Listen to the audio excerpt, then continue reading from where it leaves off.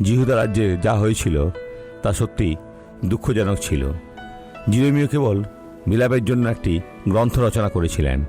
একজন খ্রিস্টানের ক্ষেত্রে যা ঘটে, যে বিপথে যায়, যারা বিশ্বাসে সুপ্ত হয়ে পড়ে এবং যে গির্জায় যা বন্ধ করে দেয়, তা সত্যি দুঃখজনক। শয়তান এই ব্যক্তির মধ্যে রোপণ করতে পারে অত্যন্ত একটি ক্যান্সার, যাতে সে তাড়াতাড়ি মারা যায়। পাশাপাশি কামুক বাসনা, সমকামিতা তাড়না, শিশুকামিতা এবং শিশু কামনা, এটা করবেন না। ঈশ্বরের বাক্যে দৃঢ় থাকুন, তাহলে আপনি জয়ী হবেন।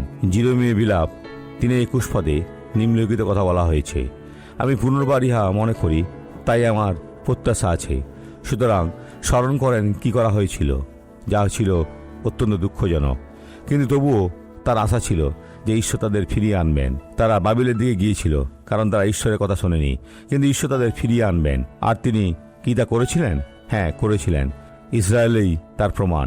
তারা তার প্রজাদের ধ্বংস করতে পারেনি, কারণ ঈশ্বরের আব্রাহামের সঙ্গে একটি চুক্তি ছিল, একটি অঙ্গীকার রয়েছে এবং তিনি সেই অঙ্গীকার রক্ষা করেন। আসুন আমরা প্রার্থনা করি। পিতা, যিশুর নামে তোমাকে অসংখ্য ধন্যবাদ। আমি এখন তোমার কর্তৃত্ব, তোমার শক্তি ব্যবহার করে সমস্ত মন্দকে দূর করব। হে অশুভ শক্তি, এই জীবন থেকে বেরিয়ে যাও, দূরে যাও, বিলীন হয়ে যাও। এখন আসার সময় এবং আমরা ঈশ্বরের অভিষেকের উপর নির্ভর করি। ধন্যবাদ পিতা, আমিন।